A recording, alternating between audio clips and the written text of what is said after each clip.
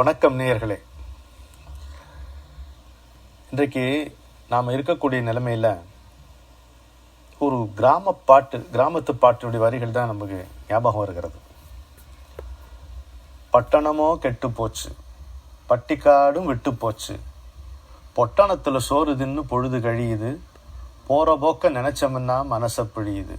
அப்படியாச்சும் ஒரு கிராமத்தான் வருந்தி பாடுற மாதிரி வரும் இந்த பாட்டு. பட்டணமோ கெட்டு போச்சு, பட்டிக்காடும் விட்டு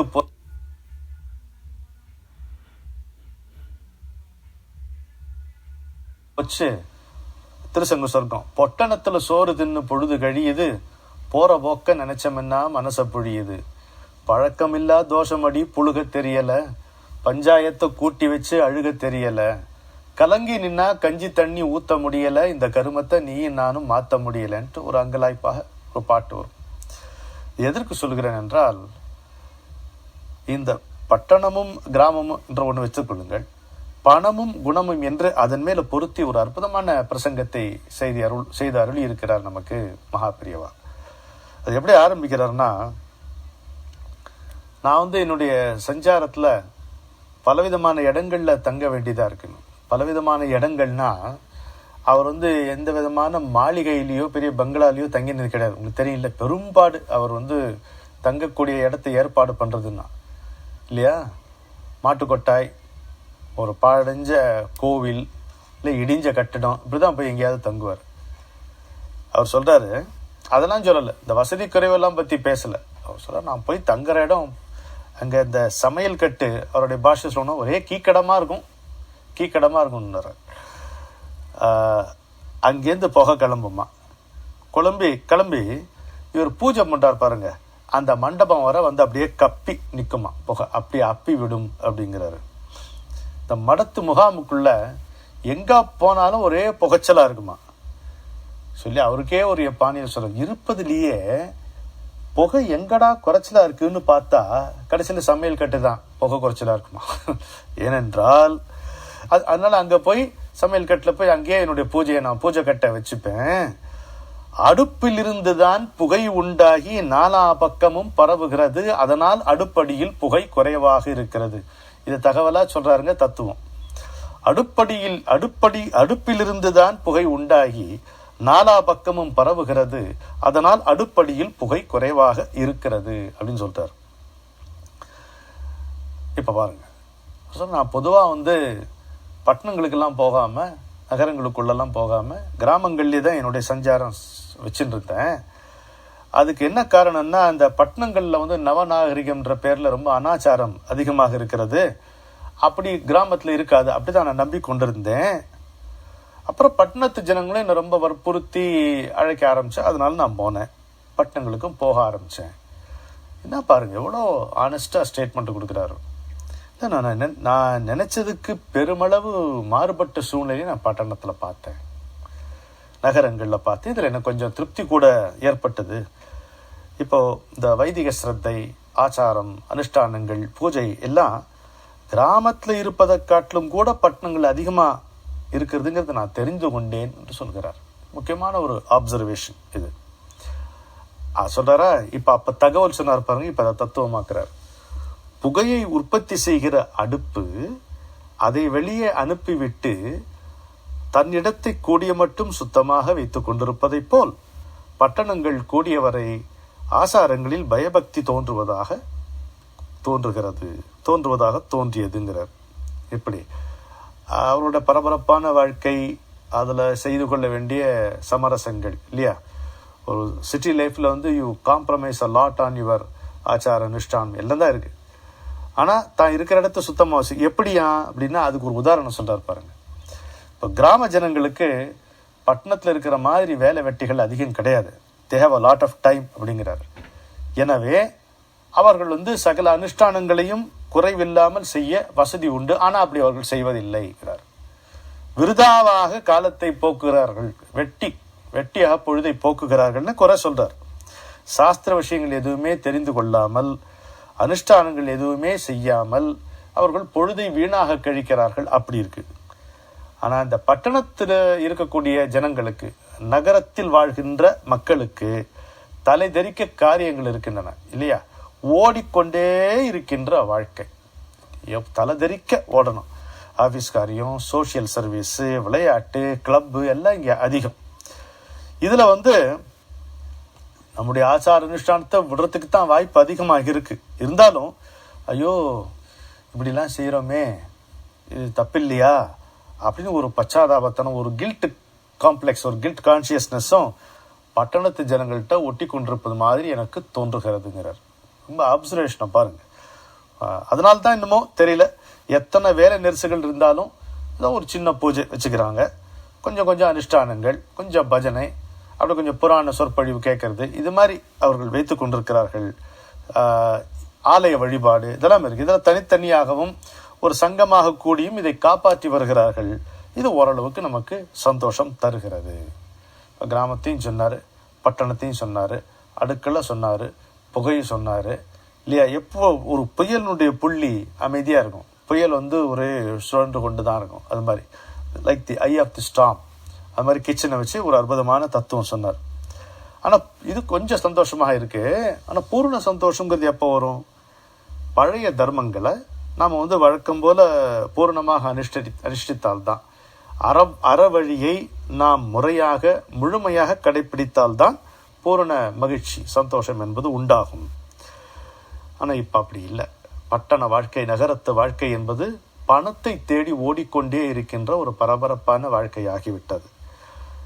ஆசையை தேவையாக கருதி ஓயாமல் ஆசை நிறைவேற்றத்துக்காக நம்முடைய நேரத்தையும் நம்முடைய சக்தியையும் எல்லாவற்றையும் செலவழித்து அதில் நம்முடைய ஆச்சாரங்களை, நாம் செய்ய வேண்டிய அறவழிகளை கோட்டை விடுகிறோம், சமரசம் செய்து கொள்கிறோம் என்பதுதான் பெரியவருடைய கருத்து. இந்த பணத்துக்கான இந்த வேட்கை போக வேண்டும், பணக்காரனாக வேண்டும் என்பதற்கு பதிலாக நான் குணவானாக வேண்டும் என்கின்ற ஆசை நமக்கு வர வேண்டும்ங்கிறார். பணத்துக்கு பதிலாக அங்கே ஹி ஜக்ஸ்டபோஸ்ட் குணம் அதை வைக்கிறார். அந்த பிரயத்தனத்தில் தான் எல்லாரும் ஈடுபட வேண்டும். மேலும் மேலும் பணம் தருகிற தொழில், மேலும் மேலும் நோய்களை உண்டாக்குகிற காரியங்கள், இவற்றை விட்டுவிட வேண்டும். ஓலை வீடு ஓட்டு வீட்டுக்கு எங்கும், ஓட்டு வீடு மாடி வீட்டுக்கு எங்கும், மாடி வீடு மாளிகைக்கு எங்கும், அந்த மாளிகையோ மரணம் வந்தால் தூங்கும், அவ்வளவுதான் இல்லையா. அதை விட்டுட்டு நிம்மதியோடு வாழ பழகி. எப்போ வரும் நிம்மதி? நிறைவாக அடங்கி வாழ்வதற்கு மனசார முயற்சி செய்ய வேண்டும். என்னுடைய நண்பர் கவிஞர் வீரராகவன் சொல்வார், வாழ்வின் உச்சியை கண்டவர் இனிமேல் தாழ வரமாட்டார், தாழ்ந்தவர் இங்கே மேலும் தாழ தரணியில் இடமேது, இடையில் இருப்பவர் எம்ப முயன்று இன்னும் சறுக்குகிறார். இடையில் இருப்பவர் எம்ப முயன்று இன்னும் சறுக்குகிறார், இருப்பதே போதும் என்று எண்ணாமல் ஏனோ மயங்குகிறார். நிறைவு என்பது இருப்பதே போதும் என்கின்ற எண்ணம் தான். போதும் என்ற மனமே பொன் செய்யும் மருந்து. அதான் ஆல்கமி, அதான் ரசவாதம் இல்லையா. எல்லாவற்றையும் மாற்றி விடுவது என்பது சூழ்நிலைகள் மாறுவதல்ல, நம்முடைய மனநிலை மாறுவது தான். Circumstances do not change, our attitude should change, it can be changed. அதான் சொல்ல வருகிற வார்த்தை. எனவே நிம்மதியோடு ஒருவன் வாழ வேண்டும் என்றால் அவனுக்கு நிறைவு வர வேண்டும். நிறைவு இரண்டு விதமாக வரும். ஒன்று இருப்பதே போதும் என்கின்ற மனப்பான்மை, இன்னொன்று எதுவுமே இங்கே நிலை இல்லை என்கின்ற அறிவு. அந்த அறிவை சரியாக எப்பொழுதும் பிடித்துக் கொள்வது இல்லையா.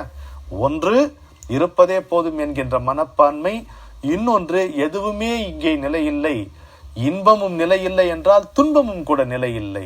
அப்ப தேவை நாம் நாடி போக வேண்டியது, பிடிக்க வேண்டியது அமைதி என்கின்ற தெளிவெல்லாம் வரும்.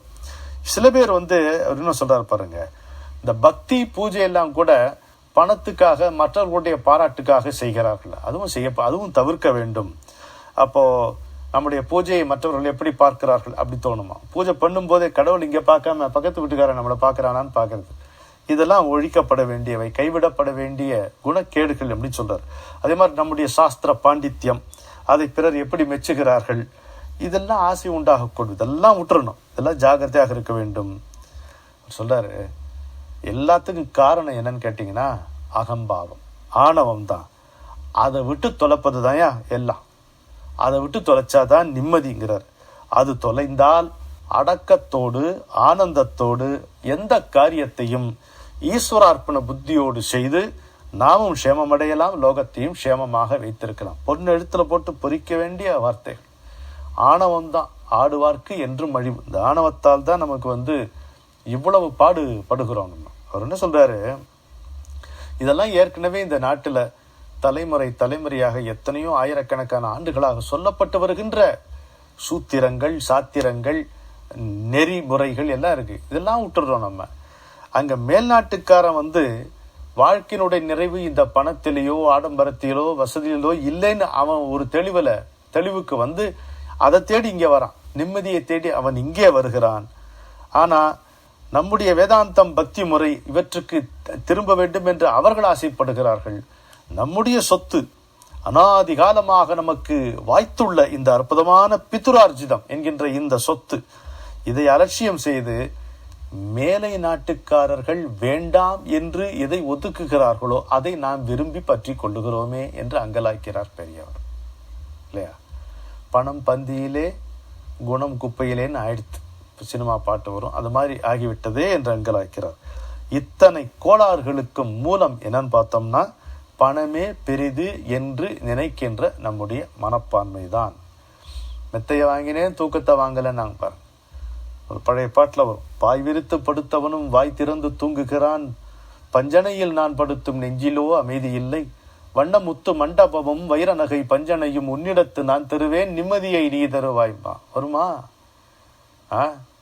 மாளிகையை விலைக்கு வாங்கலாம், மன நிம்மதியை விலைக்கு வாங்க முடியுமா? முடியாது. பொருளை விலைக்கு வாங்கலாம், தாய் பாசத்தை விலைக்கு வாங்க முடியுமா? முடியாது. நிறைவின் மூலம் வருவதுதான் நிம்மதி.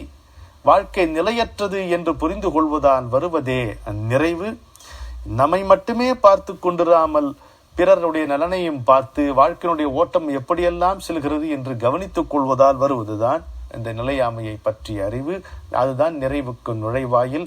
நிறைவுதான் நிம்மதியினுடைய திறவுகோல் என்று நம்ம புரிந்து கொள்ள வேண்டும் என்பதைத்தான் திரும்ப திரும்ப திரும்ப திரும்ப சொல்லி வந்தார் பரமாச்சாரியார் அவர்கள். அதை புரிந்து கொண்டு இது தொடர்பான ஒரு மகா வாக்கியத்தையும் நாம் பார்ப்போம். ஒரு சொல்றாரு, நம்மை ஒருவர் பரிகசிப்பார் என்பதற்காக நம்முடைய தர்மத்தை விட்டு விடக்கூடாதுங்கிறார்.